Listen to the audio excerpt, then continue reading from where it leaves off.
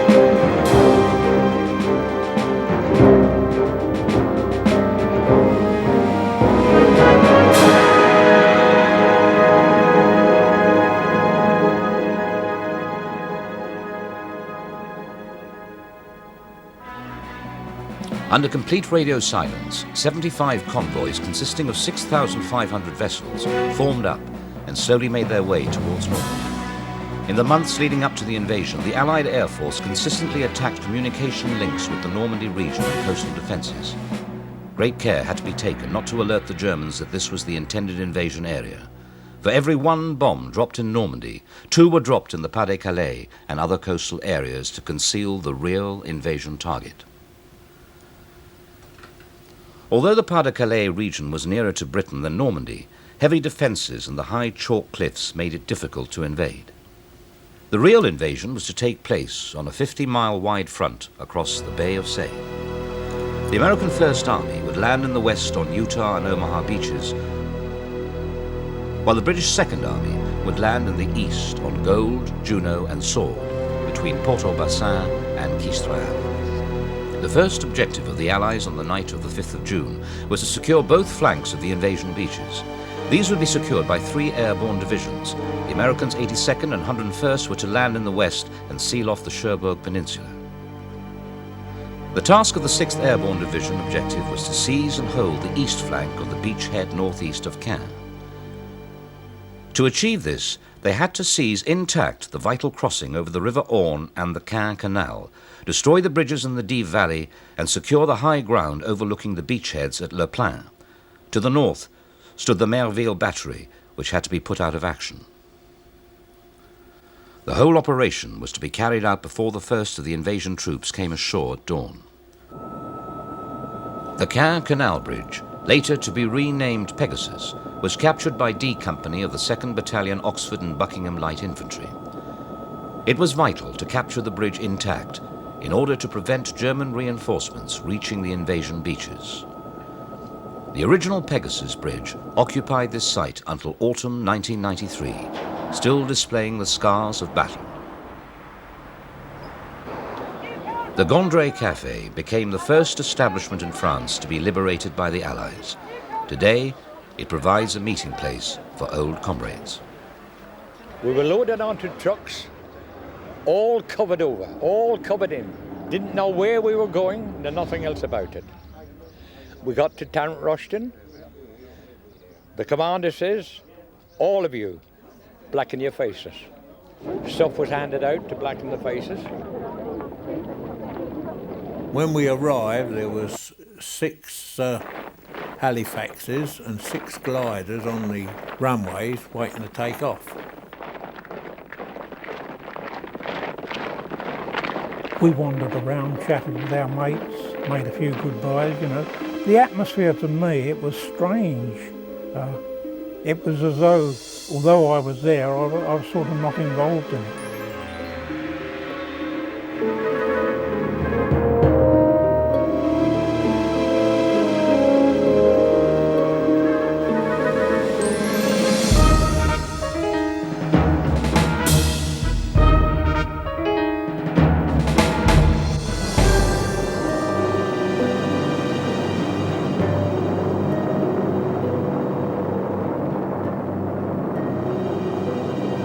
Once being in that glider and then taken off, my thoughts began to wander back to my wife. They were singing to boost up our morale. I was frightened to death of it, wondering what was going to happen when we eventually landed here. During the break in the clouds, you could see the Navy forming up, the assault craft forming up across the channel. As we crossed, there was a shout from the front of the plane, the enemy coast ahead, and the silence then became total. Over Kabul, the bombers released us, and that meant that we were on our own. And the bombers went on to bomb Caen as a diversion. And then it was compass flying and skill of the pilot that brought us in, and we circled and came in round, and we couldn't see where we were, and suddenly there was a break in the clouds, and Jim Warburg could see the canal and the bridge, and he knew he was exactly on course. We landed at about 90 miles an hour. And of course, the bloke at the back let the parachute out. We felt the jerk of the arrestor parachute opening on the back of the glider, and we hit the ground with a terrific thud and immediately shot into the air again. The drill when you come into land is you link arms with the man either side of you. In my case it was Den Brotheridge, the platoon commander, on one side, and you do a butcher's grip with your fingers.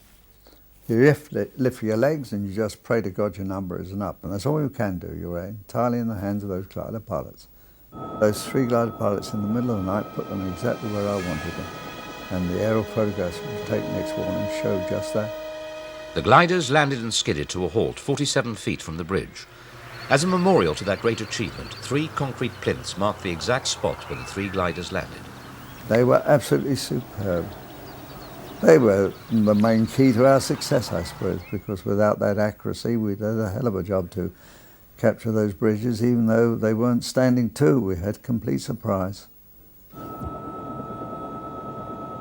Such was the speed of the attack that the bridge was captured within 15 minutes.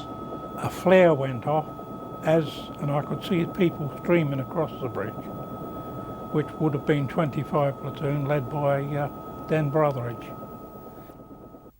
As platoon leader, Lieutenant Den Brotheridge led the first assault across the bridge, he was fatally wounded and became the first Allied soldier to die on D-Day. It really hit John Howard when the message came back that Danny Brotheridge had been seriously wounded. It came as quite a shock to think that one of our lads had been killed.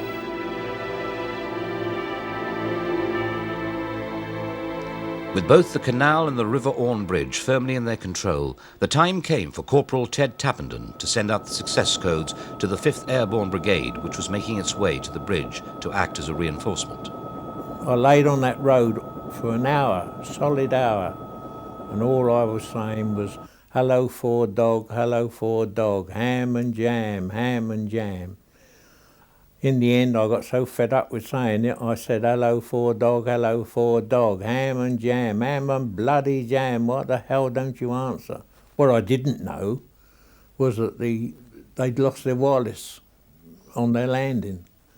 The 5th Airborne Brigade began landing near Ronville and was ordered to make its way to Benouville. Before it could arrive, in the distance could be heard the sinister clanking of armoured vehicles. We settled down and we could hear tank trap sounds on the road, from the Beanaville direction. Sergeant Thornton took the Piat and went up to the crossroads, and he hadn't been there very long when they heard tanks. The first tank started rolling very, very slowly down the road. So I thought to myself, well, I'll have to let him come as near as I possibly can. As he came along, I just let go. Bang! It hit him straight in the middle. But I was hoping and praying that I wouldn't miss, because if I missed that tank, it took ages. I only 2 bombs with me, and it takes you ages to reload, cock the bloody thing back, and then by the time you've done all that, the bloody tank's down the bridge. If it hadn't been for Sergeant Thornton, I don't think any of us would have survived. We had nothing really to stop tanks. Most of the Piats were out of action, and I think the tanks would have come down and just wiped out the whole lot, the cafe and everything. Fortunately, the cafe did survive. In the initial assault on Pegasus Bridge, 2 men were killed and 14 wounded. During the fighting, the cafe played an important role as a first aid station.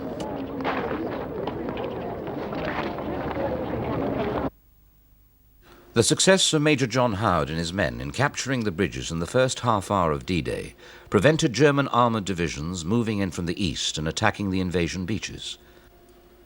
Every year, on the eve of the 6th of June, the survivors come to pay homage to fallen comrades and reflect on past memories. And as I promised, the sound the paratroopers heard as they dropped, telling them that the bridges had been captured, correct, was this, the Victory V.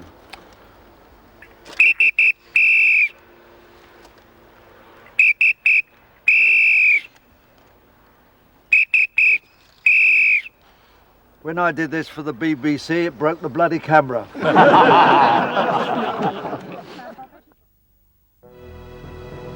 Within half an hour of the bridges across the Caen Canal and the Orne being secured, the 5th Parachute Brigade began landing near Ronville. They were ordered to meet up with Major Howard's troops and reinforce them. To the southeast, the 8th Parachute Battalion, supported by the Royal Engineers, dropped near the village of Troarn, where its task was to destroy 2 bridges, whilst the 1st Canadian Parachute Battalion dropped in the area around Valaville to destroy a further 2 bridges in the Dives Valley. The 9th Parachute Battalion was to land and silence the German battery at Melville, which was threatening the invasion beachhead at Sword. Throughout the night, the various elements of the 6th Airborne Division took off towards the coast of Normandy.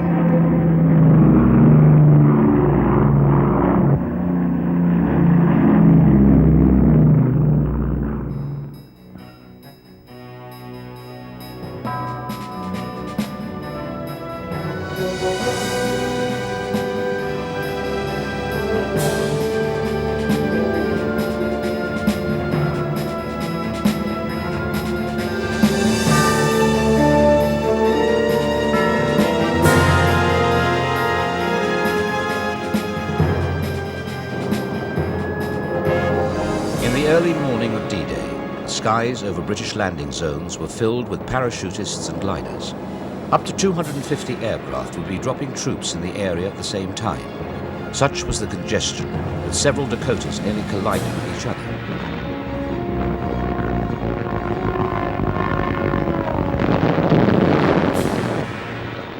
I can remember vividly the coloured flak coming up.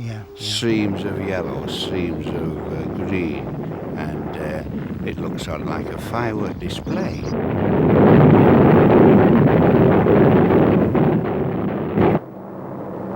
A lot were getting hit because they were dropping at 800 feet. Well, even near almost a pistol shot would hit the aircraft. The experience of dropping into enemy-occupied territory at night could be a terrifying ordeal. As I came out of the aircraft, I had to lower a rubber dinghy in a kit bag that was strapped to my leg, which was to be used to cross the 2 water obstacles. That was the River Orne and the Orne Canal. I heard the kit bag hit the ground with a thump, and I knew then I've got just 20 feet to go. And of course my landing actually followed almost immediately. I released myself from a parachute harness and then stood up, and for the first full minute I was violently sick. And I hit the deck, and I was the only one there. I don't know where the others had gone. And I could hear the lead and the ack flying around. Yeah. And then I looked up, and there's a massive big white horse there. And being born and bred in Manchester, and not with 5 miles of a horse, I thought, how the hell do I get past this thing? Yeah. And that occupied me in the middle of the battlefield. At 03:30 hours, gliders began landing men and equipment in the vicinity of Ranville. 49 out of 72 gliders scheduled to land arrived successfully. Others were not so lucky and either landed wide of their targets or fell victim to Rommel's asparagus and crash-landed. Much of the equipment lost in the landings was later captured by the Germans. Other gliders had the misfortune to land directly in front of German artillery.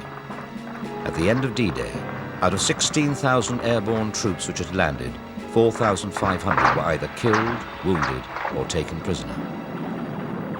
By the evening of June the 6th, the 6th Airborne Division had gained all their objectives and were firmly established on the eastern flank of the River Orne. Local German garrisons acted immediately and did not take long to react to the surprise of the airborne landings. In the days that followed, the 13th Parachute Battalion was engaged by the 12th Panzer Grenadier Regiment.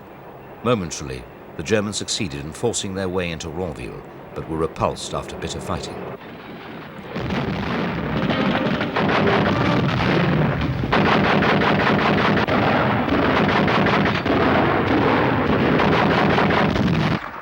During the fighting, isolated pockets of Paro were captured.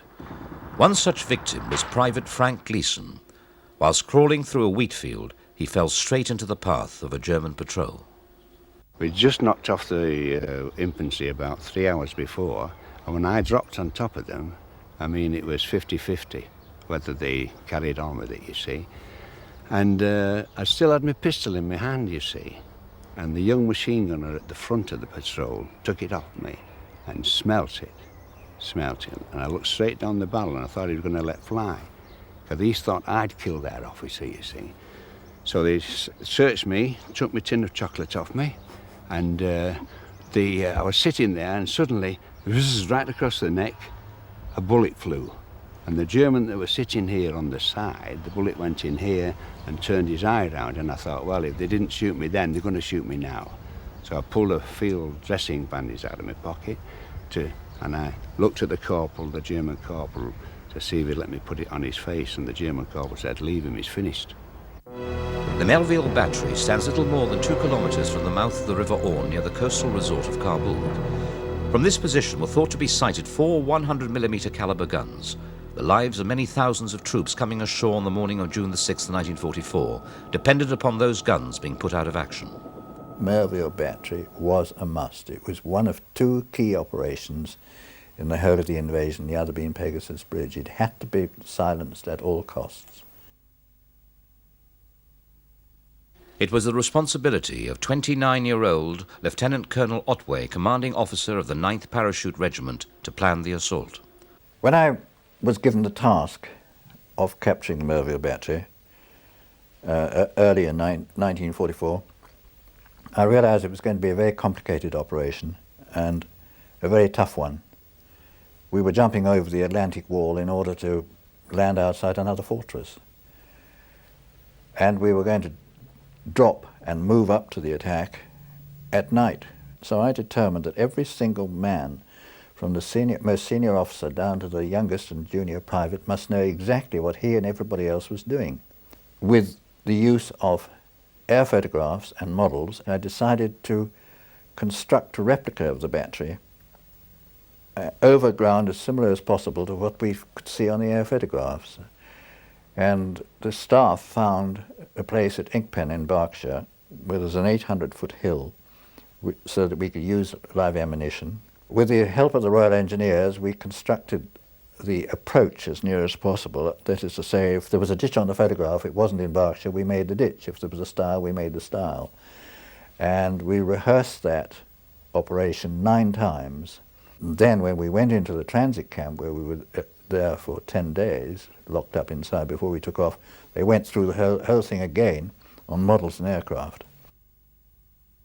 I was concerned about security, because obviously if there had been any breach, it would have been disastrous. So I asked if I could have 12 RAFs, Women's Royal Air Force, in civilian clothes, glamorous, beautiful, attractive girls. And I gave the battalion 24 hours leave to go into Newbury and sent these girls in there.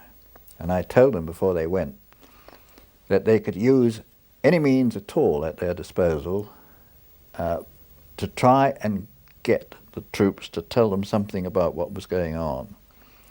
And I left the any means to their decision. The result was, whatever means they used or did not use, they didn't get any single thing out of the troops. I never inquired what means they used. On the evening of the 5th of June, the Dakotas of No. 46 Group, carrying the assault team, made their way towards Normandy.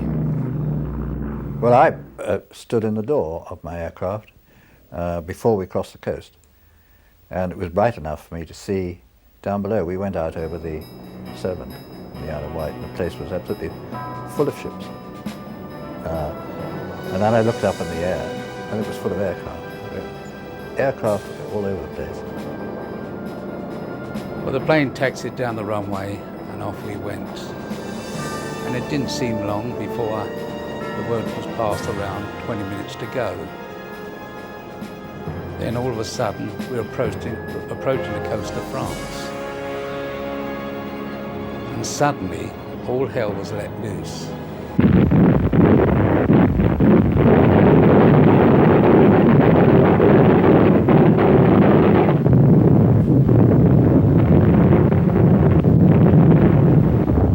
When I jumped, I had the clear impression that a shell had exploded near the tail of the aircraft, because I didn't really jump, I was thrown out of the aircraft, thank goodness, because the decision was taken away from me.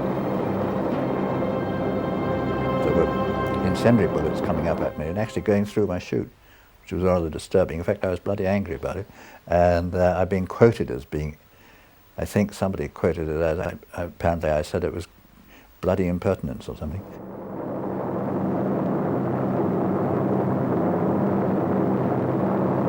Approaching the drop zones, many pilots had taken evasive action to avoid German anti-aircraft fire. The bulk of Otway's forces fell far from its target. Some were drowned in the flooded pastures below. The cost to Otway in men and supplies and morale was immeasurable. I was absolutely demoralised. I was expecting to see 100 of us there, but I didn't know where I was. And suddenly one parachute came down. I was absolutely shattered. 100 all ranks out of 700 that we'd taken off with. And we were due to move off according to orders at 2 in the morning. But I hadn't told anybody, but I'd kept a reserve of 15 minutes up my sleeve, so to speak. So I waited those 15 minutes, and another 50 men came in, and that was it. That was all I had, 150 all ranks. And I had 20 Bangdell torpedoes out of 60, one radio set which didn't work, and I later discovered I had no mine detectors, no tapes, and I had one Vickers machine gun out of 6. I had no mortars. In fact, I had really damn all, except a good bunch of men. Many of Otway's men had perished in pastures deliberately flooded by the Germans. Once they got into that water, which had a base of sucking mud, because I was wading through it myself, and I know that, they hadn't got a hope in hell of getting out. They couldn't pull themselves out. Another man and myself tried, when we were crossing there, to get 2 or 3 of them out. It was horrible. We couldn't get them out. And they drowned in front of us. Despite the heavy losses of men and equipment, Colonel Otway and his men courageously pressed on with their attack. Surrounded by layers of barbed wire, anti-tank ditches and minefields, the battery formed a veritable fortress. Housed within each of the 4 casements were thought to be 100mm heavy guns, similar to those at Lunge, capable of bringing down devastating fire on the troops landing on the beachheads. The plan was bold. 3 gliders were to land within the confines of the battery as the assault team blew gaps in the wire. They had no mine detectors and they had no tapes. They'd gone astray. They cut the cattle wire fence and they crawled through on their hands and knees, feeling for the mines and putting them out of action with their hands. They then about turned and sat with their back to the wire and slid along on their bottoms, making paths by dragging their heels through the earth for us to go through, which I think was an extraordinary thing to do and sheer cold-blooded bravery. The assault team waited for the first of the 3 gliders to arrive. I had no mortars with which to fire flares to illuminate the battery for the gliders. The first glider circled, he couldn't see anything, and he went off eastwards and landed somewhere between Merville and Coburg. The second glider came over, he also circled, and landed in an orchard a couple of 100 yards behind us on fire.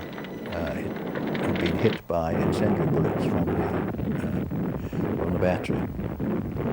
With the planned glider assault having failed, the ground forces began their attack. I gave the order to go in. I shouted, in fact, get in, get in. And they went in, yelling their heads off. I was shouting, bastards, bastards, bastards, and zigzagging down, and the ground was uneven, which might save your life. On my left, I momentarily heard shouts of mines, mines, mines, and explosions. The first men to go in that hit the apron fence, which is a barbed wire fence made like that, fell down on their face on top of it, and the others used them as a bridge going over, and then they got up and followed them. We carried on firing, and there was crossfire. It was like running a gauntlet. You were lucky or not lucky. And suddenly, I reached the rear of the gun, and we threw a couple of grenades in there, and the Germans pushed each other out, shouting, Rusky, Rusky, Rusky. We handed the prisoners over, and then it was sort of mopping up, carrying our wounded out, or pulling them out on sledges which were on site. I didn't know what these sledges were there for, and I later learned they were there for carting ammunition. We'd gone in with 150, we came out with 75 on our feet only. The remainder were dead or wounded. Although the Germans reoccupied the position later on D-Day, such was the damage to the guns that their firepower was reduced to a trickle. Many thousands of lives were saved as a result of Otway's actions and the men under his command. The majority of those killed from the 6th Airborne Division lay buried in Ronville Cemetery. Private Eddie Gurney of the 7th Parachute Battalion, who landed here on D-Day, returns every year to pay his respects to fallen comrades and reflects on a story of a very different kind. One of the people that had was the dog handler for the 9th Parachute Battalion was a certain Emile Courtille, who was more or less pressed into being a dog handler because he'd been caught poaching in England, or so the story goes. And when he was put on the charge and brought before the commanding officer, he was given a lighter sentence, providing he volunteered to be a dog handler. Unfortunately, on D-Day, they were dropped astray, and they were trying to make their way back to the Merville Battery, and when they saw a quantity of aeroplanes coming in quite low, and as they got nearer, they recognised them as British planes. They waved to them, Unfortunately, they were in the wrong place, and the Air Force had instructions to machine gun anything that moved in that area. And Emil Courtil and his dog, with other members of the 9th Parachute Battalion, were killed. He is buried in Ronville Churchyard, in actual fact, in a grave with his dog. And on the base of his headstone, he has an inscription to that effect.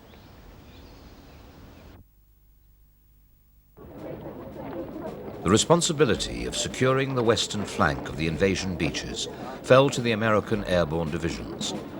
Late on the afternoon of the 5th of June, on the eve of D-Day, General Eisenhower visited the men of the 101st Airborne, based at Greenham Common near Newbury. He felt an almost personal responsibility for the fate of these men. Eisenhower was not expecting this American airdrop to be easy. He was to be proved right. Soldiers to whom he chatted could see this concern on his face. Their mission was to be the biggest airborne operation ever mounted. 13,000 heavy-laden paratroopers and glider troops from the 101st and 82nd Airborne Divisions began setting out that night from airfields scattered throughout England. For many, these were their last peaceful moments before that dangerous night drop onto enemy-occupied territory.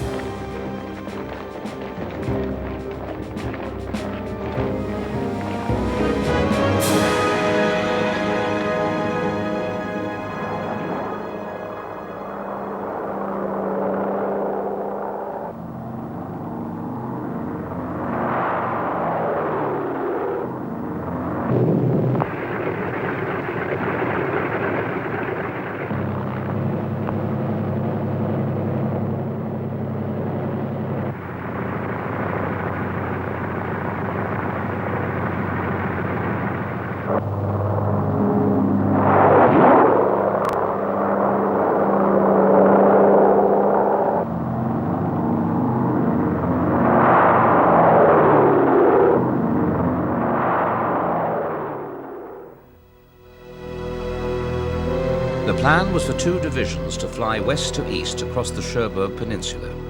3 regiments of the 82nd Division were to drop west of the main road between Cherbourg and Carentan. The objective was to seize the river crossings on the Merderet River and capture Saint-Mère-Église. Simultaneously, 2 regiments of the 101st would drop between the main road and the sea and secure the 4 narrow causeways leading from Utah Beach. The second was to head south, cut communications and seize the lock at La Barquette, which controlled the floodwaters of the Merderet.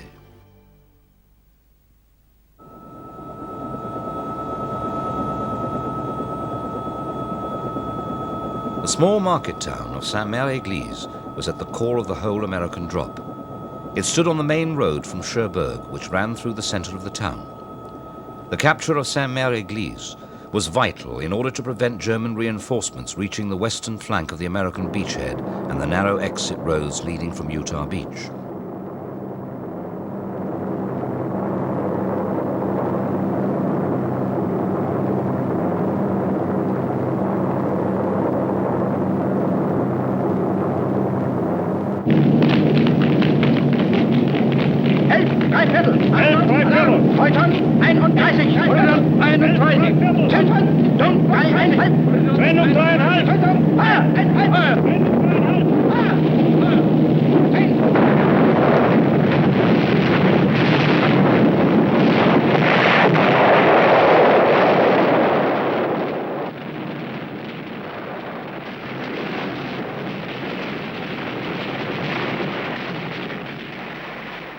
We were stood up shortly after we went across the coast because there was a lot of anti-aircraft and machine gun or whatever fire coming up. You could hear it like peas hitting the bottom of a pan. And finally the jump master said, "Stand up and hook up because it's safer than sitting down."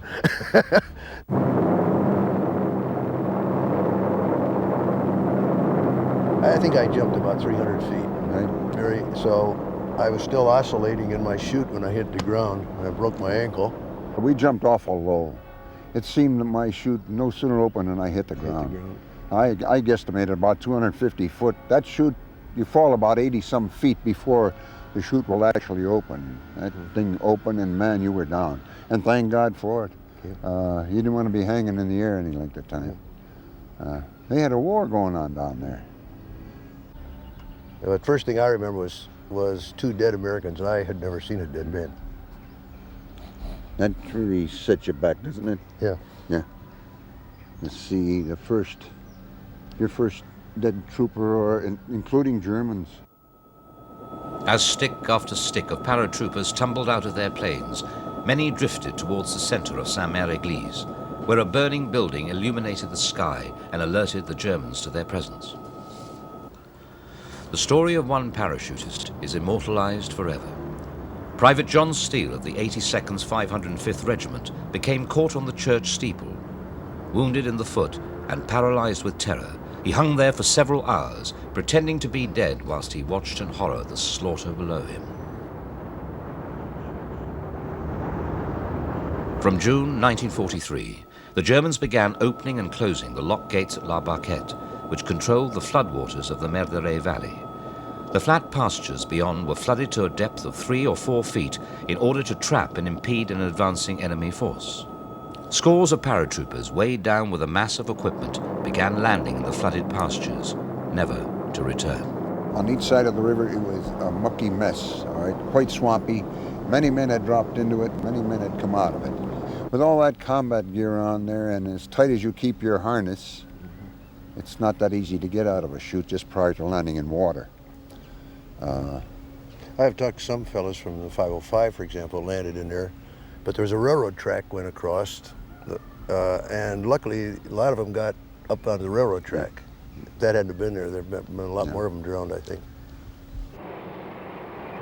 Saint-Mère-Église was successfully captured by 350 men of the 505th Parachute Infantry.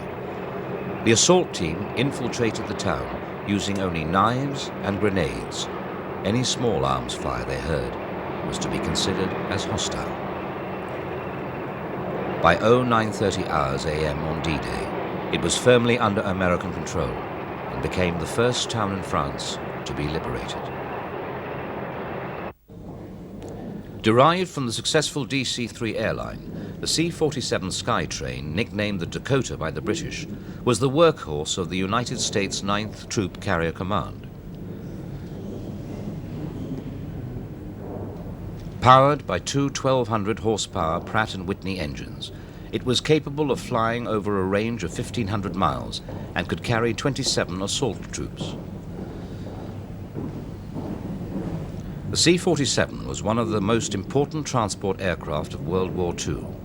Many can be seen flying throughout the world today. 1,400 were located in the UK prior to D-Day. They were equipped with tow hooks, which enabled them to haul Waco gliders across the English Channel.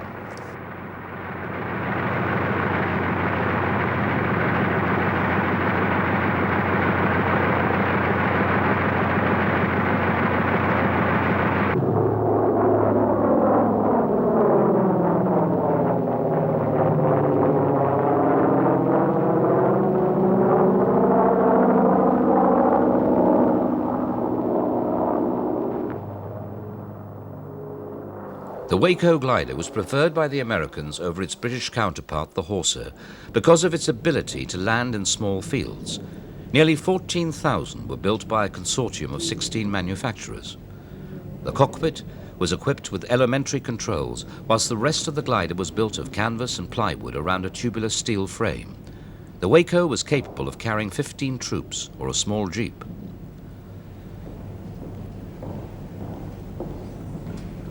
The pilot released the glider from the tow plane by means of a lever situated between himself and the co-pilot. Once released from the tow plane, the glider went into a steep dive. There was nothing the troops could do except brace themselves for the impact of landing, as this training film shows.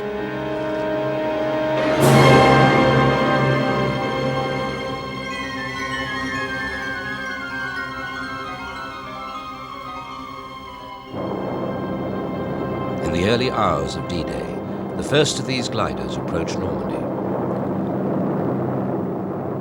Flying fast and low to avoid detection from enemy radar, many of the C-47s fell victim to German anti-aircraft fire. Both glider pilots and troops waited anxiously for the command to cast off. Below lay the remnants of the previous landings. Suddenly, they were alone.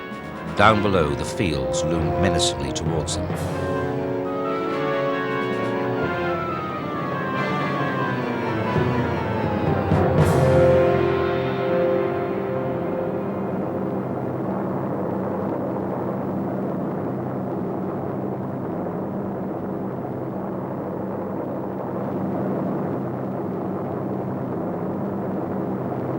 Many gliders crash-landed, killing their occupants, a fate suffered by all too many glider-borne troops. Nearly 300 pilots and troopers were to become casualties as a result. General Pratt, the first American general to die on D-Day, was crushed in the cockpit of his glider when it crashed. Throughout Normandy, the Allies dropped dummy parachutists called Rupert. On hitting the ground, they set off firecrackers whose sound resembled small arms fire. From a distance, they could easily be confused with the real thing. These sightings, together with reports of the scattered landings, helped confuse the Germans as to the true objective of the landings. Between the two American beaches of Utah and Omaha, Pointe du Hoc protrudes aggressively into the English Channel. In the months leading up to D-Day, Allied intelligence reported the appearance of 6 mobile 155mm artillery guns at the top of these 100-foot cliffs. On the very tip of Pointe du Hoc stands a solid observation bunker from which German artillery officers could direct firepower of the guns behind.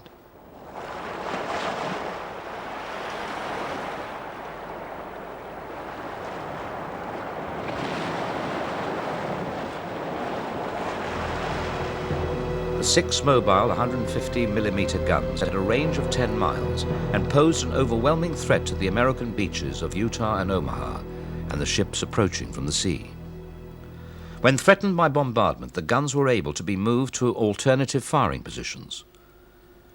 It was imperative that the guns be put out of action before the first of the troops landed on D-Day. It was the unenviable task of the 2nd Ranger Battalion to scale these cliffs and make the guns inoperative before the invasion troops came ashore or as near to HR as possible.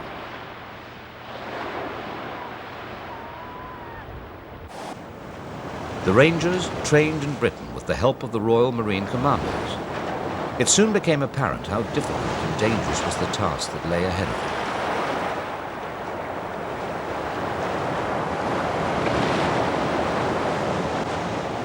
The majority of the training took place near Bude in Cornwall. For weeks, the Rangers practiced over and over again the art of scaling cliffs, using rope ladders and grappling hooks. The initial assault on Pointe du Hoc would be made by D, E and F Company of the 2nd Ranger Battalion. Meanwhile, C Company, with a small force of 68 men, was to scale the cliffs at Pointe de la Percée and overrun a German fortified position. If the assault on Pointe du Hoc failed or was delayed, A and B Company of the 2nd Ranger Battalion would land together with the 5th Ranger Battalion on Omaha Beach and fight their way towards Pointe du Hoc. At 04:30 hours, from the transport ships 11 miles off the coast, the Rangers embarked into LCAs and made their tortuous 2-hour journey through rough seas towards the shores of Normandy. A navigational error found the Rangers making for Pointe de la Percée nearly 3 miles further down the coast. By now, the element of surprise had been lost, and the Germans were waiting for the Rangers to attempt a landing. This error was only discovered when we were approximately a couple hundred yards away from land, and we had to proceed up along the coast. And while going up along the coast, we had Germans firing at us.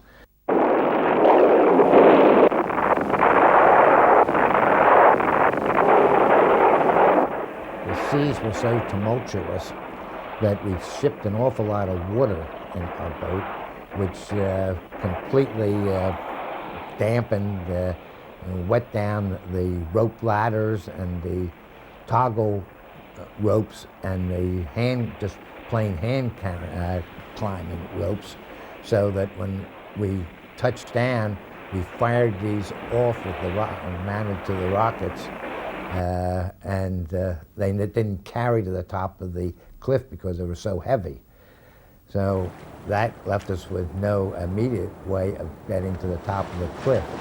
So fortunately, we had smaller hand rockets with a lighter rope that was only maybe quarter of an inch in diameter that we used to shoot up. Under heavy small arms fire and grenade attack, the Rangers battled to scale the cliff. My radio man, he had a 300 set, which weighs about 50 pounds with a long aerial on it, and he was running out of strength at the top of the cliff. He was maybe 5 feet from the top, and he said to me, I was on the next rope next to him, Len, help me, I'm running out of strength, I'm going to fall. And I said, Bob, I can't. That was Bob Fruling. I can't help you because I'm running out of steam too. Don't forget, at this point in time, they're shooting at us and trying to cut our ropes and trying to make us fall. But one of my other men, Len Rubin, he was built like a gorilla, a very powerful man, and he happened to be right just a few feet away. And I yelled, Rube, help Bob, his strength is giving out. And he grabbed Bob by the back of the neck, and he was such a powerful man, he sort of flung him or grabbed him and threw him over the top of the cliff. And he went rolling with the aerial whipping around, and fortunately made it through the help of Len Rubin getting over, and I got over on my own. The destroyer Satterlee, with great risk to itself, closed into the shore in order to give the Rangers artillery support. Where we came, fortunately, the bombardments had from sea and air had caused a lot of the side of the cliff to collapse, and there were mounds of dirt and rock and so on that lessened the sheerness of the cliff. It looked like the moon surface up there with thousands of craters. The only safety we had in crossing the point was jumping and running into one shell crater and coming out of that into another, because it happened so fast they couldn't sight us and fire on us that fast to hit us. So we knew then that speed was another part of our safety as we aggressively ran through there, or fought our way through that line of resistance at the top of the cliff. You remember, this mission, there was 225 men were initially committed. Only 180 of them got to the top of the cliff.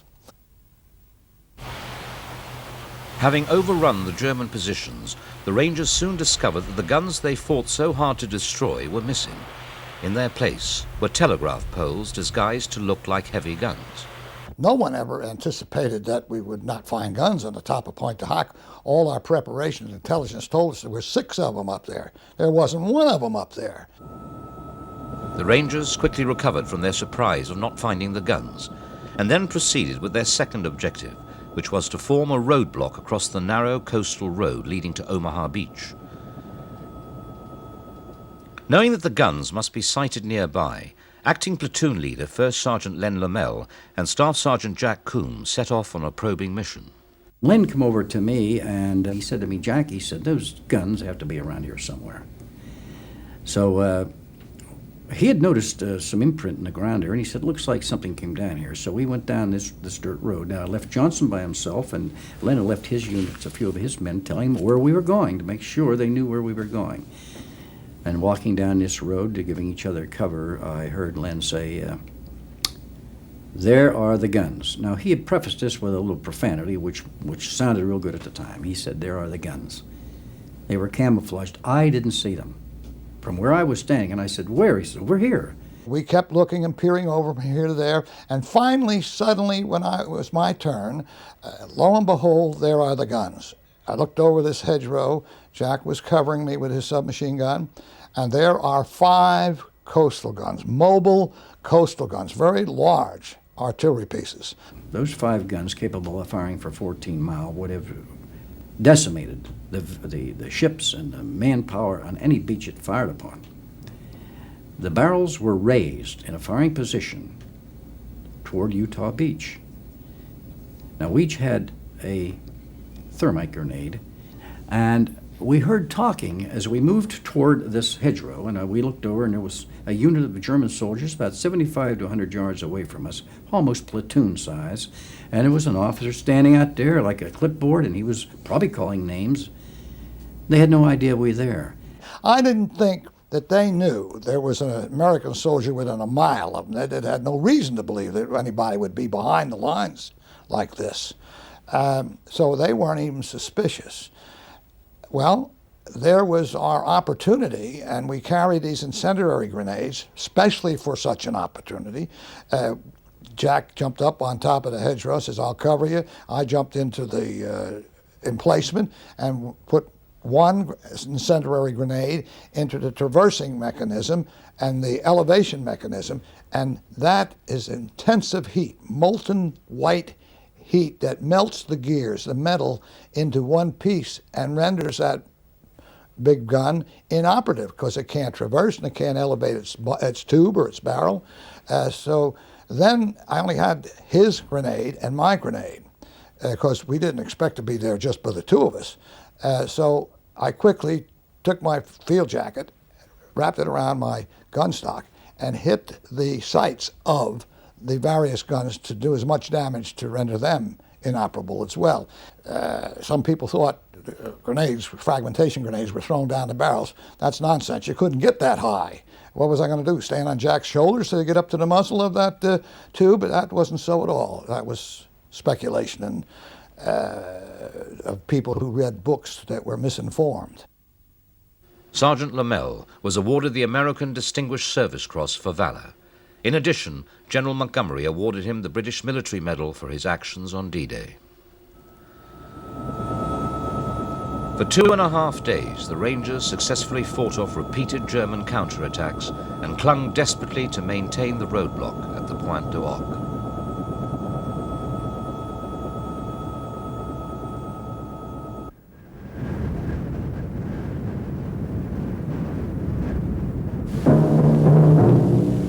This is London. D-Day has come. Early this morning, the Allies began the assault on the northwestern face of Hitler's European fortress. Under the command of General Eisenhower, Allied naval forces, supported by strong air forces, began landing Allied armies this morning on the northern coast of France. This is the year 1944. The tide has turned. The free men of the world are marching together to victory. High on the Buffs, overlooking Omaha Beach, lie buried the bodies of nearly 10,000 Americans who died in the Normandy campaign. A further 1,600 missing in action are also remembered here. Father, son, and brothers rest side by side, men of varying faiths who died for one common cause, freedom. The majority of the graves contain the bodies of men from the U.S. 29th and 1st Infantry Divisions who died in the initial assault at Omaha.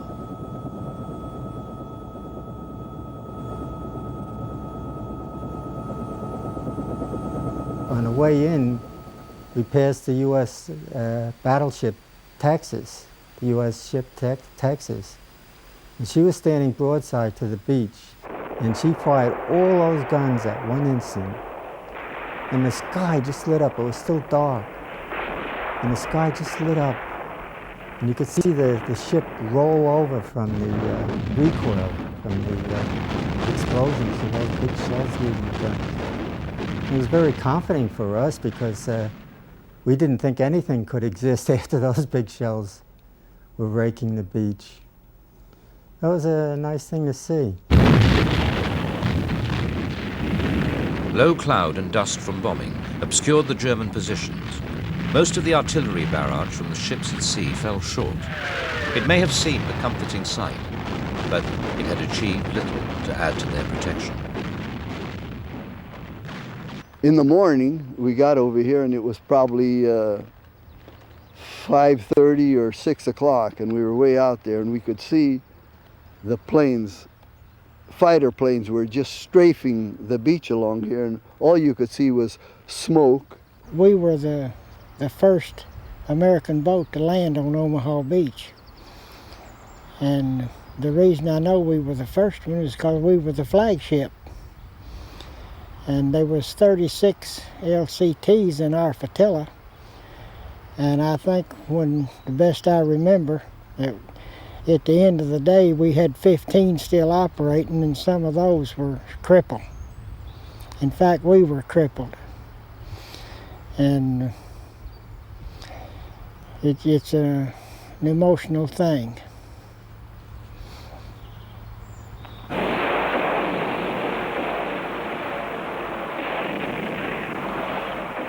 Whenever we would let the troops off, that's when the machine gun sitting up on top of the cliff, he was giving them a hard time.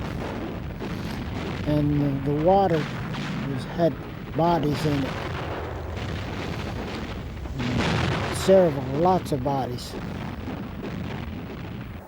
The first sight I had of the beach was, I was amazed at how far it was, how wide open it was, what a distance we had to travel to come into the first area that would any kind of cover. I left a lot of good people there on the beach.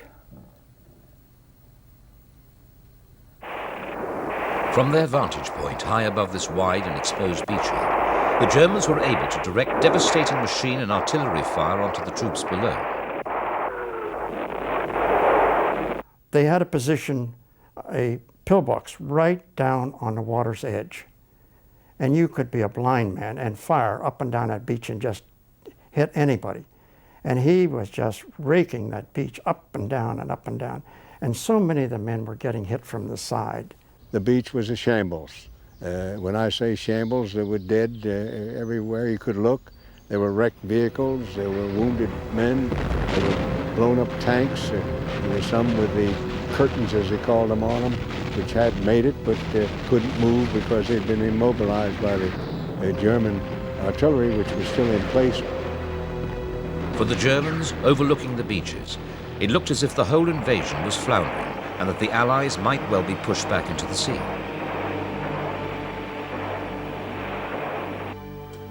General Bradley, the commander of the American forces, at one point considered abandoning the beaches and moving follow-up troops to the British sector. The Americans had refused the support of specialized British Army. Of 27 tanks launched in support of the 116th Infantry Regiment, only 5 made it to the beach. The rest sank in the heavy swell.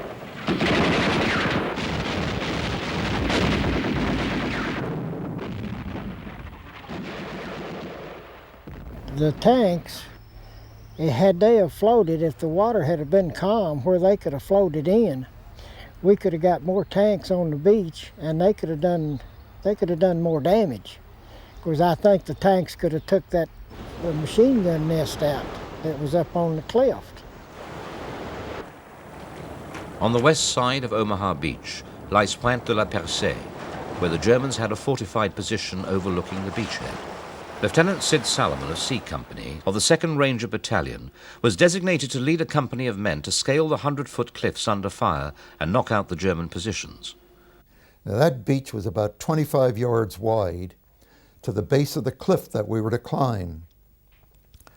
I hadn't gone probably 10 yards, and a mortar shell landed directly behind me and killed or wounded almost all the men of my mortar section.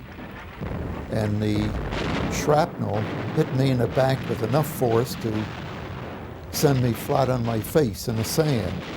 Now, as I look back, those who couldn't get up on their feet again, if they tried, they were mowed down again by the automatic weapons fire of the machine gun from the top.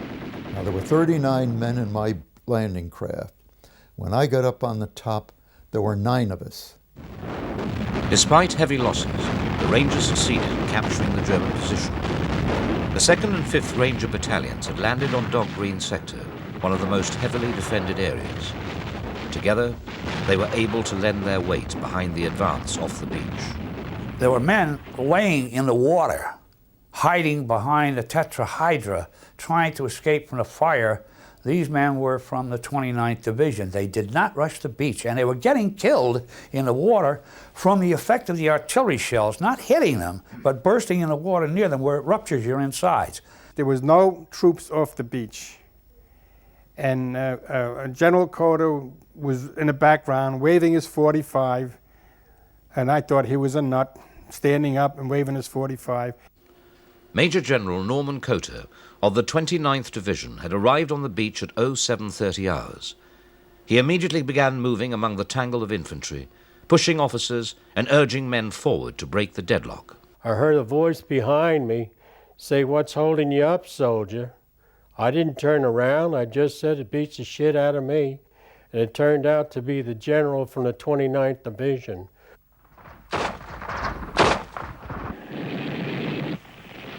By individual acts of heroism, the troops began to punch their way off the beach and up the exit doors. When we left the beach, we came under very heavy shelling at that point. And I crawled into one of the hedgerows for shelter, and really cringing from all this heavy shell fire that we're taking, and I heard a bird singing, and I turned and looked, and sure enough, there was a little bird singing away to his heart's content, and I thought to myself, my goodness, you're in danger too. What's the matter with you? Here I was sure that my end was near, and here's a bird singing his head off. Amazing thing.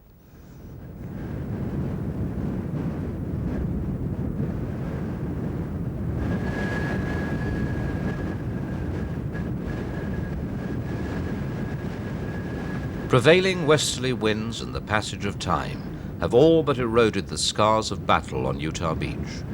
It was here that the first of the 3 million invasion troops waded ashore.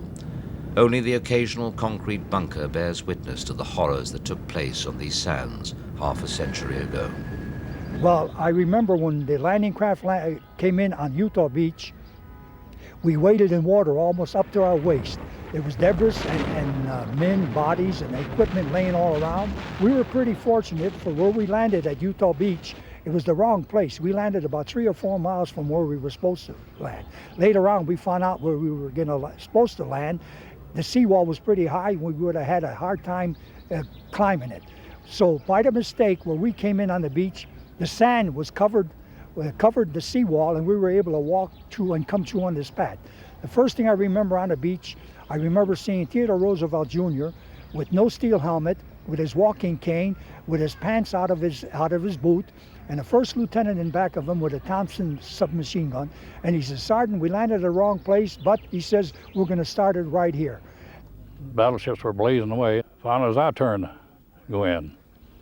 So about a mile and a half off the beach, my ship stopped, and half of it climbed over the side on ropes to a smaller landing craft, one where the ramp comes down the front, and off we went, bobbing up and down. We finally reached the sand. The commander, the captain, hear a shell coming, hit it. We'd fall and hit the sand, and first thing I looked, here's a leg from the knee down, lying there next to me. I said, "Good grief, this is war." At the end of the day, the beach was clear and ready to receive more reinforcements. Although the relief column to beleaguered paratroops in Saint-Mère-Église had still to get through, the 4 causeways were secure and the big guns silent. The area was smaller than planned, but was stronger and better organized than might have been expected.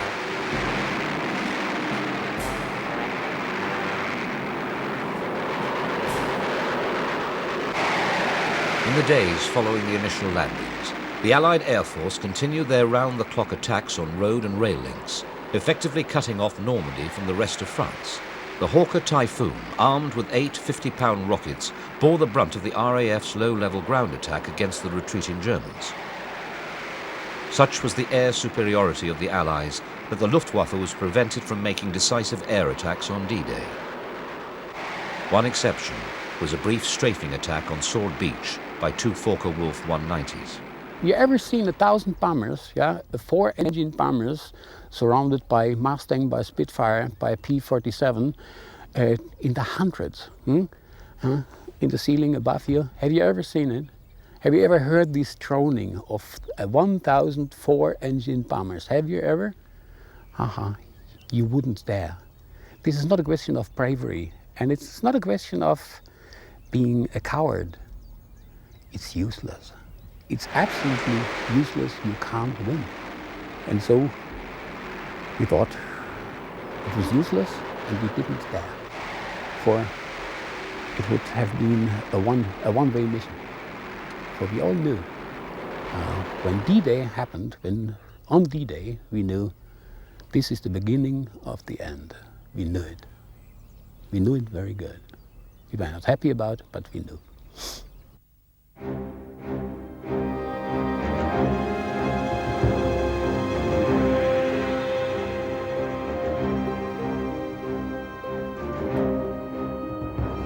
On the cliffs overlooking Gold Beach stood the German battery at Lunge.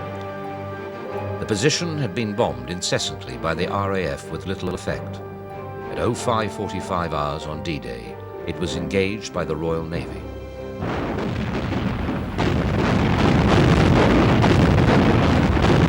At Sword Beach, the British 50th Infantry Division made their way towards shore. With them were No. 47 Royal Marine Commandos, who were ordered to take Port-en-Bassin and link up with the Americans at Omaha.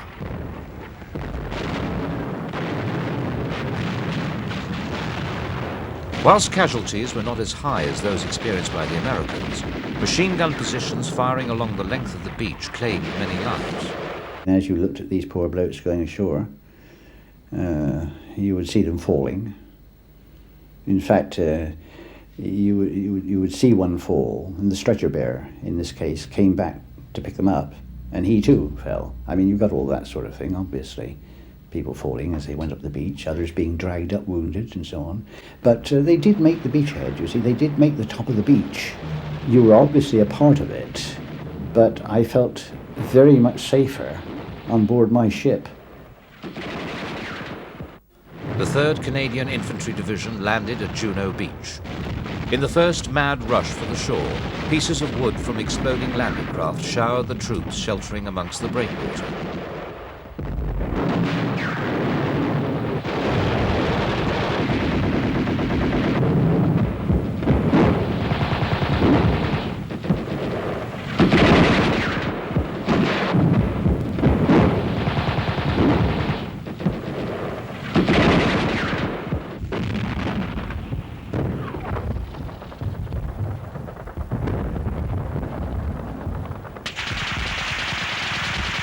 Those who landed with the support of specialist armour could quickly make their way up the beach. I noticed out on the beach it was almost deserted except for, I think it was 2 or 3 ranks of obstacles. I think there were hedgehogs connected up together and they were in staggered ranks. And I seen that there was a gap through there I could get through, so I steered the driver through this gap. And I was told previously that if I should see a wall, I was to flail up to this wall to allow the Churchill coming in behind us with a bridge on to drop the bridge onto the wall. An array of specialised armour was successfully used throughout all the British beaches. Soon the Canadians were pushing their way inland and into open countryside. It was a scene that was repeated on Sword Beach as the 3rd Infantry Division came ashore. Fighting alongside the British were the Free French commandos who entered Ouistreham and captured a German strongpoint at the casino.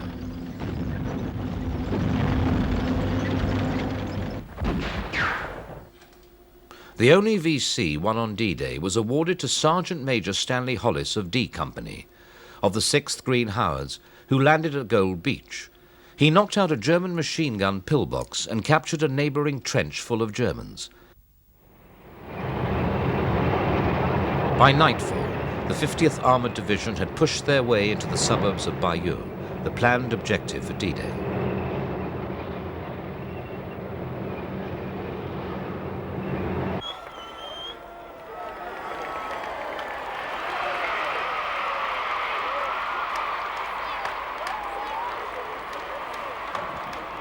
On June the 7th, Bayeux was liberated to the delight of the inhabitants, but not everyone was as exhilarated.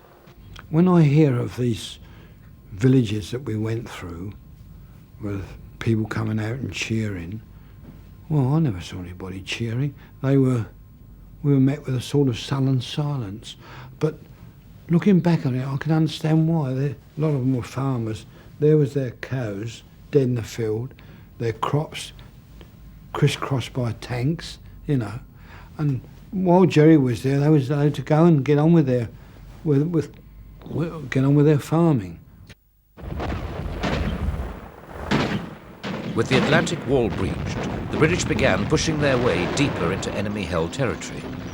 Rommel's plan to halt the invasion of the Beaches had failed, though the Allies knew they had to sustain their build-up before the Germans counterattacked.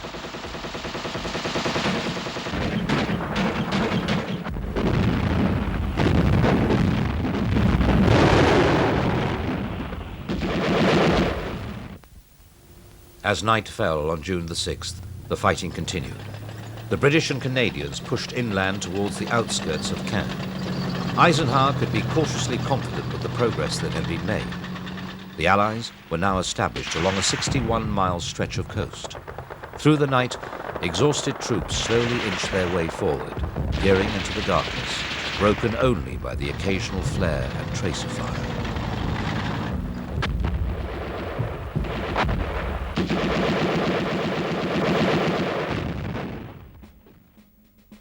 Although the Allies had not achieved all their planned objectives, overall the day could be considered a success. By midnight they had a secure foothold, and the fear of being pushed back into the sea was now unthinkable.